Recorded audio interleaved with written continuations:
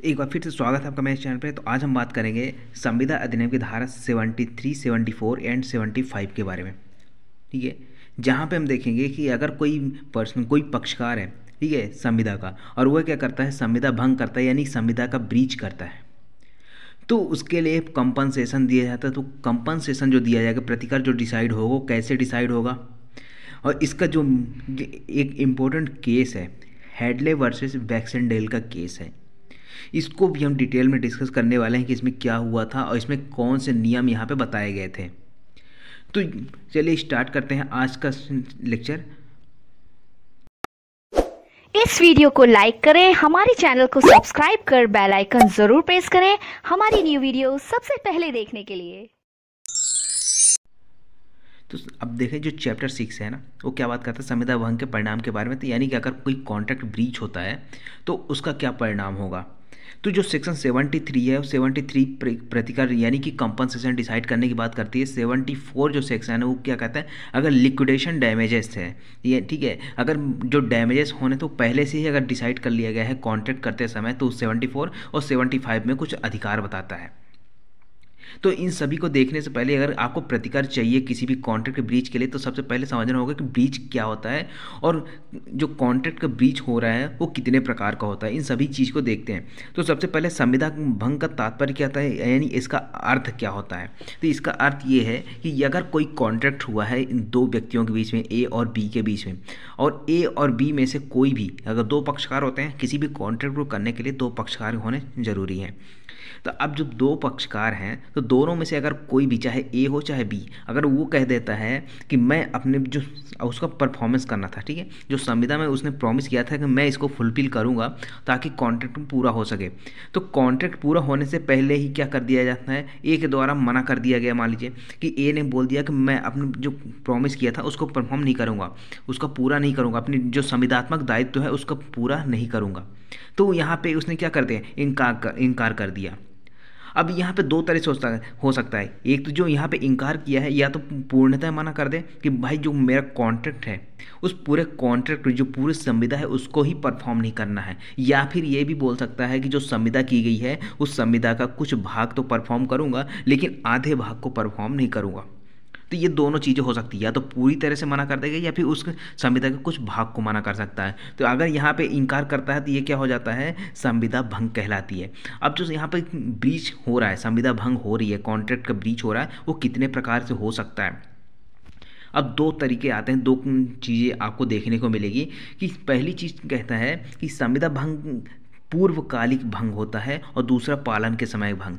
आपने सुना होगा एंटीसिपेटरी ब्रीच।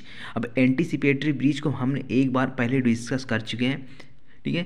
अब यहाँ पे उसको कुछ डिटेल में भी डिस्कस कर लेते हैं। और दूसरा चीज़ होता है पालन के समय पे भंग। अब breach at the time of performance का मतलब क्या होता है कि जिस टाइम पे परफॉर्मेंस करना था ना, उस टाइम पे आप क्या कर देते हो, इनकार कर देते हो। यानी कि पक्षकार जो है वो इनकार कर देता है कि मैं अपने जो संविदा है, अब संविदात्मक दायित्व को पूरा नहीं करूँगा, मैं अब इनकार करता हूँ, ठीक है। जो उसको प्रॉमिस को फुलफिल कर रहे थे, अपने जो वचन दिया रहा होगा उस वचन को पूरा करना नहीं चाहता वो, ठीक है ना, वो मना कर देता है। कब मना करता है, जब परफॉर्मेंस का टाइम आया। लेकिन एंटीसिपेटरी क्या है, एंटीसिपेटरी का मतलब होता है कि जिस टाइम पे परफॉर्मेंस करना था उससे पहले ही उसने मना कर दिया। यानी कि अगर 12 तारीख को यहाँ पे उस कॉन्ट्रैक्ट को परफॉर्म कर होना था तो 12 तारीख से पहले ही क्या कर दिया जाता है कि मान लीजिए 10 तारीख को वहाँ पे बोल दिया गया कि मैं इस कॉन्ट्रैक्ट को परफॉर्म नहीं करूँगा। तो ये क्या हो गया, ये एंटीसिपेटरी ब्रीच ऑफ कॉन्ट्रैक्ट हो जाता है। तो इन दोनों कंडीशन, चाहे एंटीसिपेटरी ब्रीच ऑफ कॉन्ट्रैक्ट हो या फिर breach at the time of performance हो, इन दोनों कंडीशन में ही यहाँ पे कंपनसेशन दिलाया जा सकता है। अब कंपनसेशन कैसे दिलाया जाएगा वो हम आगे डिस्कस करने वाले हैं, ठीक है। अब यहाँ पे बात करते हैं, मैंने बता तो दिया है कि पूर्वकालिक भंग क्या होता है, एंटीसिपेटरी ब्रीच, ठीक है ना, और breach of at the time of performance भी बता दिया। अब इसका नॉर्मल यहाँ पे देख लीजिए कि पूर्वकालिक भंग का अर्थ क्या होता है, संविदा पालन का निश्चित समय आने से पूर्व ही वचनदाता अपने वचन का परित्याग कर देता है। क्या कर देता है, परित्याग का मतलब होता है कि वो पूरी तरह मना कर देता है कि मैं अपने वचन का पालन नहीं करूँगा।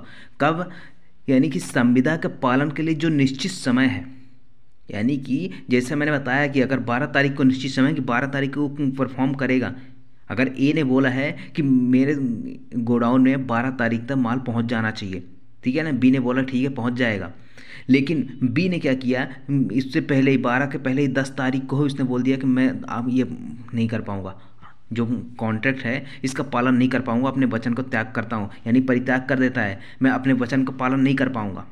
कौन कर रहा है? बी कह रहा है। बी ने क्या बोला था कि 12 तारीख को उसके गोडाउन, ए के गोडाउन में माल पहुंच जाएगा।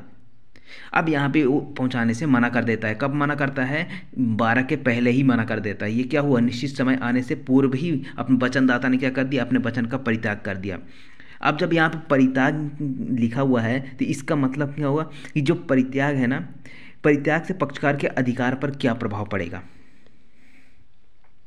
यानी बी ने मना कर दिया कि मैं अपने वचन का पालन नहीं कर पाऊंगा, पहले ही मना कर दिया, पूर्वकालिक भंग हो गया। तो अब दूसरा जो पार्टी है ए है, उस पर क्या प्रभाव पड़ेगा, उस परित्याग का पक्षकारों पर क्या प्रभाव पड़ेगा। तो यहाँ पे दो चीज़ें आती हैं। पहली चीज़ तो आती है कि वचन पालन से मुक्ति, यानी कि जो दूसरा पक्षकार है यानी ए जो था वो क्या होगा, वो ए के पास भी अधिकार हो जाएगा कि वो अपने वचन का पालन करने से मुक्त हो जाए। यानी कि ए ने जो वचन दिया होगा कि मैं 12 तारीख को अगर माल पहुँच जाता है तो मैं आपको 5 लाख रुपये का पेमेंट करूँगा। अब भाई ए भी क्या करेगा, अपने वचन के पालन से मुक्त हो जाएगा, ए को पेमेंट नहीं करना पड़ेगा।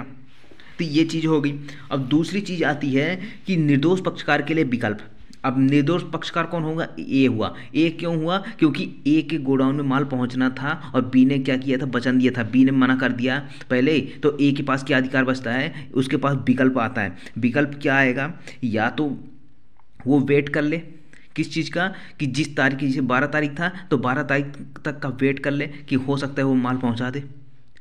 या फिर दूसरी चीज़ आ सकती है कि या तो तुरंत, यानी कि जैसे ही क्या होता है वो मना करता है, दूसरा पक्षकार यानी वचनदाता जो है जिसने वचन दिया था माल पहुंचाने का, वो मना कर देता है, एंटीसिपेटरी ब्रीच कर देता है ना, तो वैसे ही ए के पास के अधिकार आ जाता है कि वो तुरंत कार्रवाई कर सकता है। कार्रवाई कौन सी करेगा? वहाँ पे ब्रीच के लिए ना, यहाँ पे केस लाएगा, वाद लाएगा कि हमने कॉन्ट्रैक्ट किया था और कॉन्ट्रैक्ट का क्या कर दिया गया है? ब्रीच कर दिया गया है। उसके लिए इसको क्या चाहिए? कंपनसेशन चाहिए।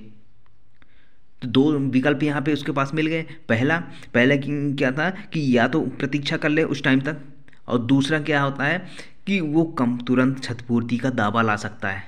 किसका दावा ला सकता है? क्षतिपूर्ति का, उसको डैमेजेस चाहिए क्योंकि उसको नुकसान हुआ है। तो यहाँ पे हो गया। अब ये जो तुरंत यहाँ पे बात कर रहे हैं ना, इसके पास जो दूसरा विकल्प था कि तुरंत क्षतिपूर्ति का बाद ला सकता है, तो ये तुरंत क्षतिपूर्ति का बाद लाने का अधिकार भी इस केस के माध्यम से दिया गया, हॉचेस्टर वर्सेस डी ला टोर, यानी 1853 का लैंडमार्क केस है ये, ठीक है। हॉचेस्टर वर्सेस डी ला टोर, ये इंग्लिश लॉ का सारे केसेस आएंगे आपको कॉन्ट्रैक्ट में। बहुत से ऐसे केस मिलेंगे जो इंग्लिश लॉ से चलते आ रहे हैं और यहाँ पर भी मान्य हैं, क्योंकि 1872 का कानून है, ये 1872 का कानून चल रहा है और इसी टाइम पे जो केस आए थे उसी के प्रिंसिपल्स अभी भी यूज हो रहे हैं, कुछ चेंजेस नहीं हुआ है। तो इसलिए ये पुराने केसेस आपको ध्यान में रखने होंगे। तो ये तुरंत वाद लाने का अधिकार किस केस में दिया? हॉचेस्टर वर्सेस डी ला टूर 1853 के केस में। अब एक बात और आती है, क्वेश्चन आता है कि क्या समाश्रित संविदा का पूर्वकालिक भंग हो सकता है, एंटीसिपेटरी ब्रीच हो सकता है कि नहीं हो सकता। तो यहाँ पे आप देखोगे तो जो एंटीसिपेटरी ब्रीच है ना, या तो आप कॉन्ट्रैक्ट है उसका भी हो सकता है, और यदि आप समाश्रित संविदा पढ़े होंगे, समाश्रित संविदा कहाँ पे है ये मुझे कमेंट बॉक्स में कमेंट करके बताएंगे कहाँ से लेकर कहाँ तक है, कौन से सेक्शन से कौन से सेक्शन तक ये समाश्रित संविदा कंटिजेंट कॉन्ट्रैक्ट बताया गया है, ठीक है। तो आप मुझे कमेंट बॉक्स में कमेंट करके बताइएगा। आप जब कंटिजेंट कॉन्ट्रैक्ट होता है, कंटिजेंट कॉन्ट्रैक्ट क्या होता है कि यदि मान लीजिए संविदा हुई है और संविदा किस आधार पे हुई है? किसी शर्त पे हुई है, और शर्त या किस शर्त पे हुई है कि कोई अनिश्चित घटना है, उसके घटित होने या घटित ना होने पर ही क्या होगा, उस संविदा का पूरा होना माना जाएगा। यानी अगर मैं कहता हूँ, यानी ए है, ए कहता है कि अगर कोई घटना घटी, ठीक है, अनिश्चित घटना है, अगर वह घटना घटी तो मैं आपको 5 लाख रुपए दूंगा। ये क्या हुआ? यहाँ पे समाश्रित संविदा है भाई, यहाँ पे घटना क्या है? अनिश्चित है। तो उस अनिश्चितता के कारण यहाँ पे क्या बोला जाता है, इसे समासित संविदा। और समासित संविदा का भी यहाँ पे क्या हो सकता है, एंटीसिपेटरी ब्रीच हो सकता है और तुरंत बाद लाया भी जा सकता है। ये केस था फ्रॉस्ट वर्सेस नाइट का, 1872 का केस है भाई। उसी टाइम पर कानून भी था, उसी टाइम पर का केस भी है। तो यहाँ पे क्या होता है, इसके फैक्ट देखिए, बहुत इंटरेस्टिंग फैक्ट है।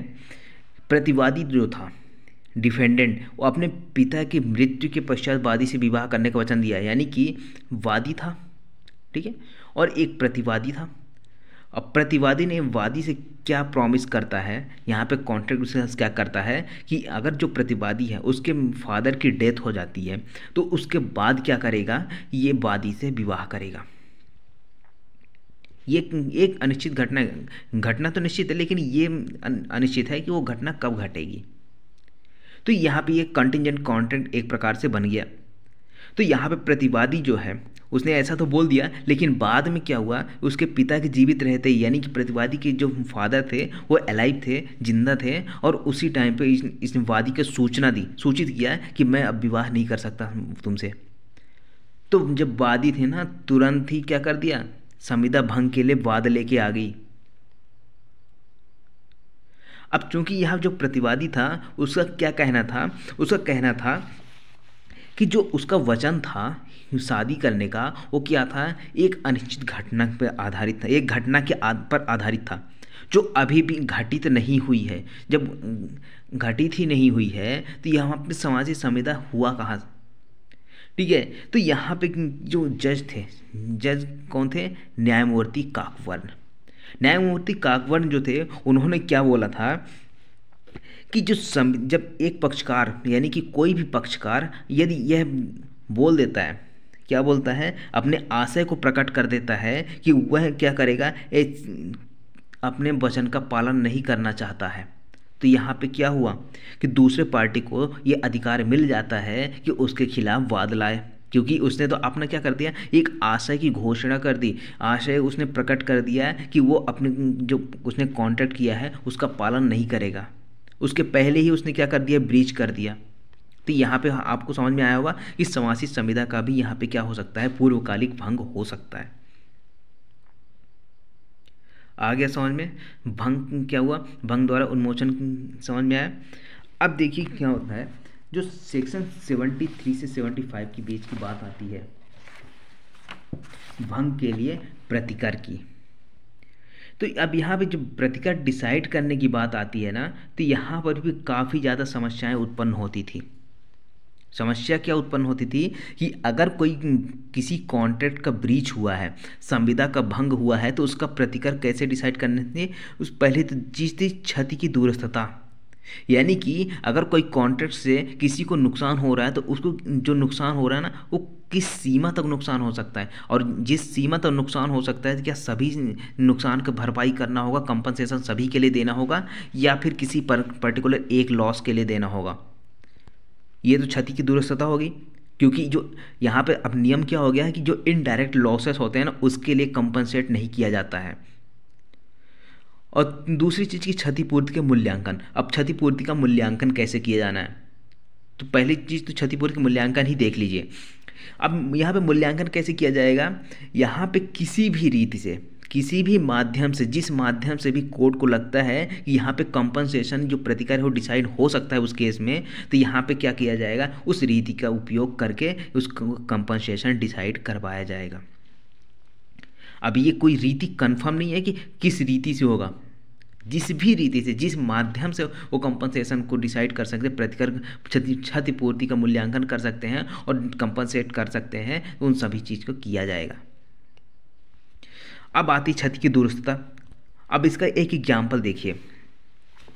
एग्जाम्पल क्या होता है, मान लीजिए ए नाम का व्यक्ति है, ठीक है, और बी है एक। बी क्या है, एक दुकानदार है, ठीक है, और ए ने क्या बोला कि दुकानदार को कुछ सरसों का तेल जो है, असली सरसों का तेल, असली वाला, ठीक, ओरिजिनल असली सरसों का तेल प्रोवाइड करवाएगा दुकान में, ताकि ए बेच सके बी। अब यहाँ पे क्या हुआ, ए ने उसका नकली माल भेज दिया, नकली सरसों का तेल भेज दिया बी के पास। अशुद्ध तेल भेजा, और जब यहाँ पे अशुद्ध तेल बी के पास भेजा गया तो बी के कब्जे में हो गई सरसों का तेल। अब जब इंस्पेक्टर आए, उस इंस्पेक्टर ने क्या कर लिया, उस तेल को कब्जे में ले लिया। भाई क्यों ले लिया कब्जे में? क्योंकि वो अशुद्ध तेल था, खराब तेल था। अब जब यहाँ पे इसको कब्जे में ले लिया गया ना, तो बी के खिलाफ मुकदमा दायर हो गया। तो पहली चीज़ यहाँ पे पहला लॉस क्या हो गया, इसको नुकसान क्या हो गया, उसको ओरिजिनल ऑयल नहीं मिला, अशुद्ध मिला, लोकल मिला। और दूसरी चीज़ कि बी के ऊपर एक मुकदमा कायम हो गया, ठीक है, और उसे सज़ा दी जाती है। तो दुकानदार को क्या हो, दो चीज़ें हो गई। पहली चीज़ तो पहले इसको तेल का नुकसान हो गया, दूसरा इसको सज़ा पड़ गई। उसके बाद तीसरी चीज़ की इसकी जो बी की व्यापारिक ख्याति थी, यानी व्यापार में जो ख्याति थी, गुडविल थी, वो खराब हुई। उसके बाद इसे जो केस में टाइम लगाया, मनी लगाया, वो वेस्ट गया, इसका वहाँ पे लॉस हुआ। तो क्या इन सभी लॉस के लिए क्या किया जाएगा, उसको कंपनसेट किया जाएगा क्या, कि पर्टिकुलर सिर्फ एक लॉस के लिए कि इसके जो ऑयल भेजा था वो ख़राब था, कि उसके लिए लॉस हुआ जो उसको कंपनसेट किया जाएगा। तो इसी को कहा जाता है छत की दूरस्थता, यानी कि सैद्धांतिक रूप से संविदा भंग के प्रभाव को कोई अंत ही नहीं है, यानी कि प्रभाव तो कई हो सकते हैं संविदा भंग के, परंतु इन दायित्वों को सीमित करना पड़ता है, सीमित करना होगा। अब जब सीमित करना होगा तो किस प्रकार से सीमित किया जाएगा, तो उत्तरदायित्व की कोई सीमा तो निर्धारित करनी ही पड़ती है, और उस सीमा के बाहर होने वाली हानि को दूरस्थ क्षति कहते हैं। यानी कि आप जो सीमा लगा रहे हो ना, कि किस सीमा तक जो प्रभाव आ रहे हैं संविदा भंग के, तो उस संविदा भंग के जो प्रभाव है, कई प्रभावों में से किस प्रभाव तक इसको रोकना होगा, यही देखने के लिए ना जो सीमा लगाई जाती है, लिमिट लगाई जाती है, उसको कहा जाता है दूरस्थ क्षति कहा जाता है, क्षति की दूरस्थता। लेकिन समस्या यह है कि ये किस सीमा तक लगाया जाए, यानी जो सीमा है, जो लिमिटेशन है, वो किस जगह तक लगाया जाए। इसके लिए यहाँ पे एक केस आया था, हेडले वर्सेस बैक्सेंडेल का केस था। ये काफ़ी लैंडमार्क जजमेंट है, हेडले वर्सेस बैक्सेंडेल का। ये 1854 का केस है, ठीक है, और ये इसमें कुछ नियम बताए गए थे। ये पहले का केस है, यानी कि वादी कुछ मिलों का, यहाँ पे देखिए फैक्ट क्या थे, वादी कुछ मिलों का मालिक था, यानी कि वादी के पास कई मिल थी, मिल चल रही थी। अब उनमें से एक मिल था जिसमें से क्या हो गया, उसका क्रैंक सॉफ्ट टूट जाता है। मिल का जो क्रैंक सॉफ्ट था वो टूट जाता, कुछ मशीनरी टाइप की थी वो लगी हुई थी, वो टूट गई। अब इस टूट जाने के कारण ना उसकी मिल क्या हो गई, बंद हो गई, और उसको लॉस होने लगा। जब लॉस होने लगा तो उसने प्रतिवादी था, वाहक था, यानी कि जो उसके क्रैंक सॉफ्ट था, यानी जो सॉफ्ट था ना ये क्रैंक, इसको ले जाना था कहाँ पे, एक उत्पादनकर्ता के पास। उत्पादनकर्ता के पास किसके लिए ले जाना था, ताकि जो टूट गया है ना, इसी के जैसा दूसरा बनाया जा सके। अब लेकिन यहाँ पे जो वादी था जिसके पास मिल थी, अब उसका एक नौकर था। नौकर ने क्या किया कि प्रतिवादी को यह बताया कि उसका कारोबार रुका पड़ा है, यानी कि यह नहीं बताया कि कितना लॉस हो रहा है, कितने लॉस हो जाएगा ज़्यादा देर तक रुका रहा तो, बस ये बताया कि हाँ उसका जो कारोबार चल रहा था उसका रुक गया है, इसलिए शॉप को क्या किया जाए, शीघ्र ले जाना पड़ेगा। कहाँ पे, उत्पादनकर्ता के पास ले जाना पड़ेगा। लेकिन जो प्रतिवादी को भाई इतना तो पता था नहीं कि कितना लॉस हो रहा है, क्या हो रहा है, ये सब कुछ नहीं पता था। तो यहाँ पे क्या कर दिया गया, प्रतिवादी ने इस कार्य में थोड़ी देरी कर दी, विलम्ब हो गया उसको वहाँ तक पहुँचाने में, और पहुँचाने में विलम्ब हो गया तो वहाँ पे नई जो सॉफ्ट थी मिलने में भी देरी हो गई। जब यहाँ पे देरी हुई तो वादी को क्या हुआ, नुकसान हुआ, काफ़ी ज़्यादा नुकसान हो गया। जब नुकसान हो गया ना तो जो वादी था ना वो अब किसके ऊपर बिल फाड़ा, बिल किसके ऊपर फाड़ने वाला है, प्रतिवादी के ऊपर, कि भाई उसने क्या किया था कि जो वादी को जो लॉस हुआ है ना उसका जिम्मेदार कौन है, प्रतिवादी है, क्योंकि उसने काफ़ी टाइम लगा दिया वहाँ तक पहुँचाने में, तो उससे कंपनसेट किया जाए, हमको उससे नुकसान ही दिलवाया जाए। तो यहाँ पे क्या होता है ना, यहाँ पे बैरल एंडरसन ने एक सिद्धांत स्थापित किया था। कौन सा सिद्धांत स्थापित किया था इसमें, कि यदि संविदा भंग का कारण घटनाओं के सामान्य अनुक्रम से उत्पन्न हो, यानी कि जो संविदा भंग का जो कारण है, जो रीजन है, वो कैसे उत्पन्न हुआ हो, सामान्य घटनाओं के सामान्य अनुक्रम में उत्पन्न हुआ हो, या फिर जिनके बारे में पक्षकारों को संविदा के समय ही ज्ञान हो कि संविदा भंग से संभावित परिणाम यही होंगे। तो यहाँ पे ये चीज़ स्थापित किया गया था। यानी कि निर्णय में क्या बताया गया कि उपरोक्त सिद्धांत के आधार पर प्रतिकार नहीं दिया गया और कहा गया कि सॉफ्ट ना होने का मिल बंद हो जाना एक विशेष परिस्थिति है जो प्रतिवादी को विशेष रूप से बताई जानी चाहिए थी।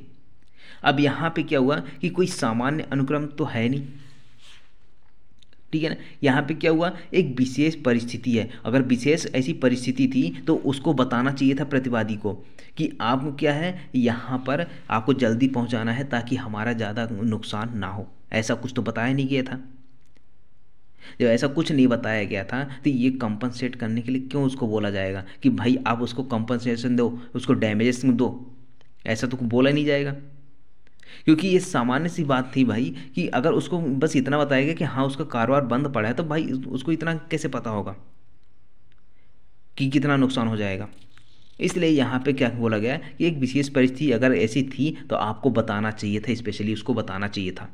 अगर उसके बाद भी वो क्या करता, उस टाइम लगाता, तो उसके बाद आपको वहाँ पे उससे नुकसान ही मिलता। अब इसी के केस के बाद ना इसमें 2 नियम निकाले गए थे। कौन कौन से 2 नियम कौन से थे? एक था साधारण नुकसान का, यानी, और दूसरा विशेष नुकसान, यानी जो साधारण क्षति होती है उसके लिए नुकसान, और विशेष नुकसान के लिए। अब यहाँ पे पहला आता है साधारण क्षति। साधारण क्षति जैसे देखने से ही पता चलता है कि यहाँ पे नुकसान हुआ है आपकी वजह से, तो आपको क्या करना पड़ेगा, डैमेजेस देना पड़ेगा। जैसे यहाँ पे देखिए, डॉक्टर की लापरवाही से अगर गलत ऑपरेशन हो जाए और उस गलत ऑपरेशन से मृत्यु हो जाती है, तो ये तो जनरल सी बात है भाई कि आपकी लापरवाही से उसकी क्या हुई, डेथ हुई है। तो ये क्या हुआ, एक साधारण सी यहाँ पे नुकसान यहाँ पे दिखता है, और आपको क्या करना होगा, यहाँ पे कंपनसेट करना होगा, इसमें प्रतिकार दिलाना होगा। ये हो गया साधारण। ये जोसेफ वर्सेस जॉर्ज मॉन्जली 1994 का केस है, इसमें बताया गया था। अब दूसरा चीज़ आता है, दूसरा नियम क्या था कि विशेष क्षति की, यानी कि विशेष क्षति क्या होगी कि आपको स्पेशली उस चीज़ को बताना होगा। यानी कि अगर उसका सॉफ्ट क्रैंक, जैसे अभी हेडले वाला केस देखा, उसको अगर क्रैंक सॉफ्ट टूट गया था तो उसको स्पेशली बताना चाहिए था ना कि भाई अगर ज़्यादा टाइम हुआ तो मुझे क्या हो जाएगा, ज़्यादा लॉस हो जाएगा। तो बी उसको सही टाइम पे पहुंचाता। तो यहाँ पे अगर बी इसको बता देता ना, तो ये क्या हो जाता, एक विशेष क्षति हो जाती है, और इसके लिए ने विशेष प्रकार की यहाँ पे कंपनसेट किया जाता, स्पेशली इसके लिए। क्यों? क्योंकि उसको तो नॉलेज थी ना। उसको नॉलेज होने के बाद भी क्या होगा, अगर यहाँ पे उसको लॉस हुआ, उसको नुकसान हुआ, तो उसकी भरपाई करनी पड़ेगी।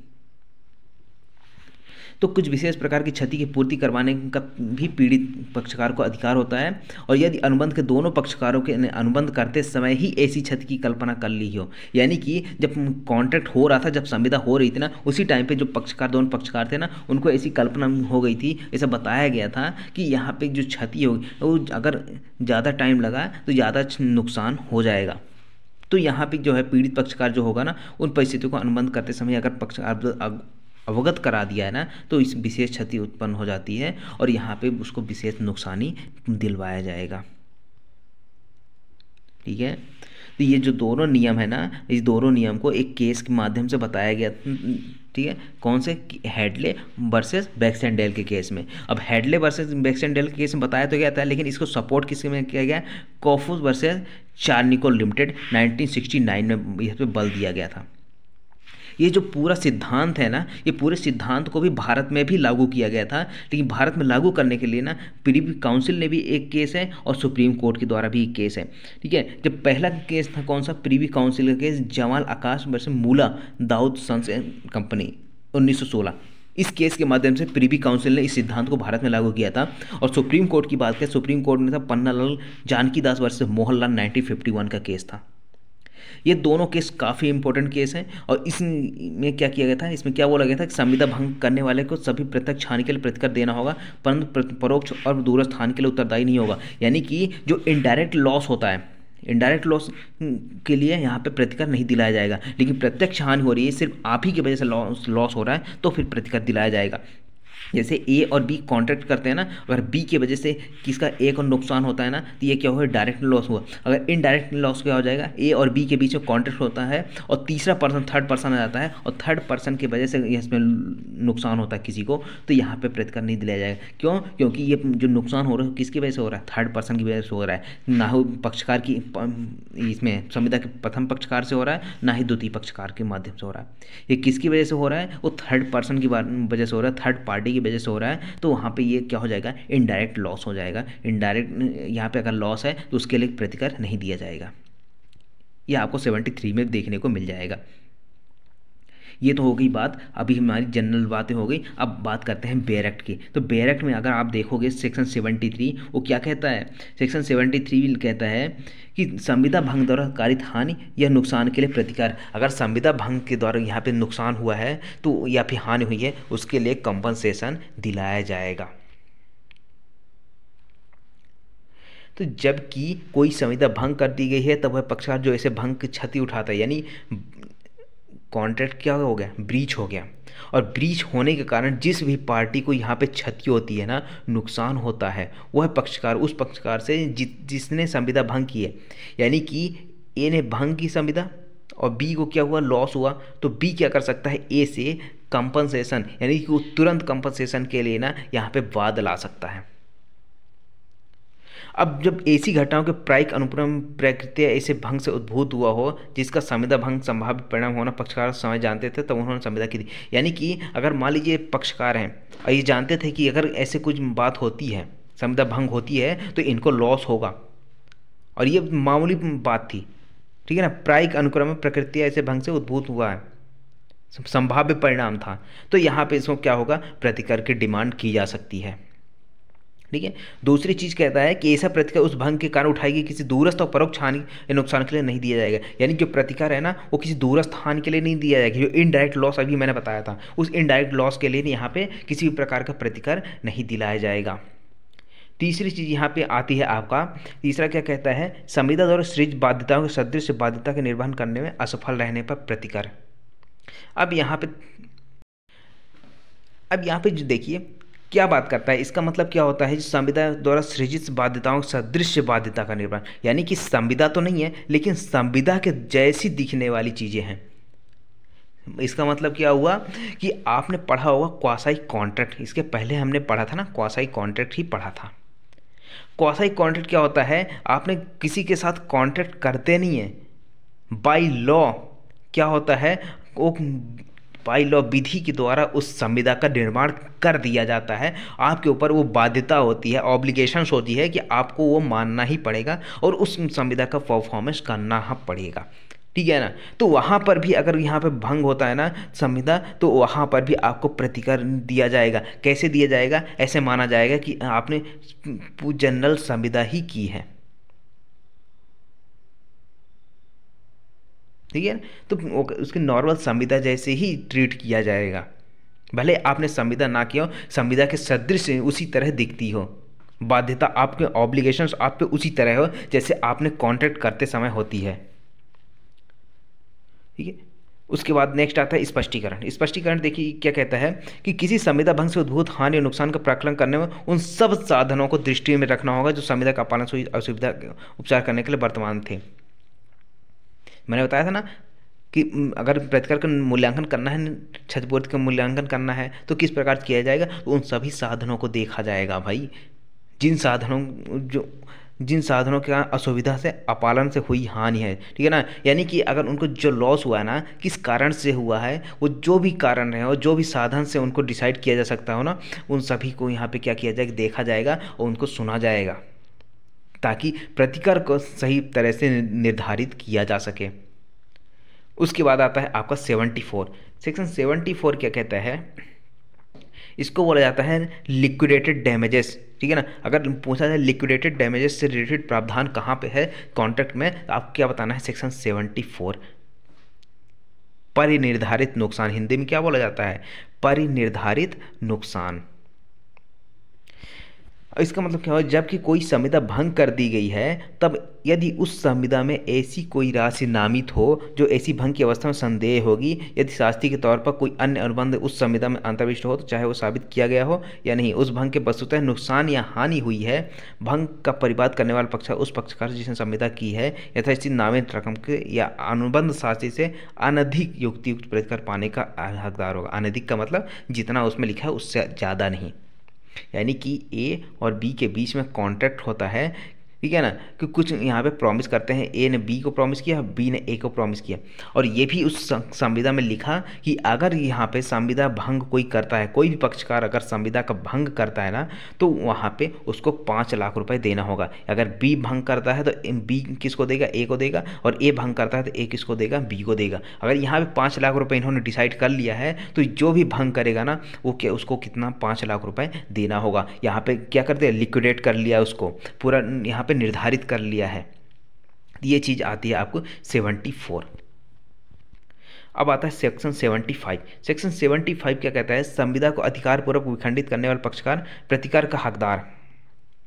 यानी कि अगर किसी पार्टी ने क्या कर दिया, उस संविदा का विखंडित करवा दिया है, ठीक है, उसको रद्द करवा दिया है, तो वो क्या चाहता है, अगर उसके पास विधि पूर्वक उसने रद्द करवाया है ना, तो उसके पास विकल्प ये भी होगा कि उस संविदा के लिए ना, उस विखंडित संविदा के लिए प्रतिकार का भी हकदार होगा, वो प्रतिकार का भी डिमांड कर सकता है।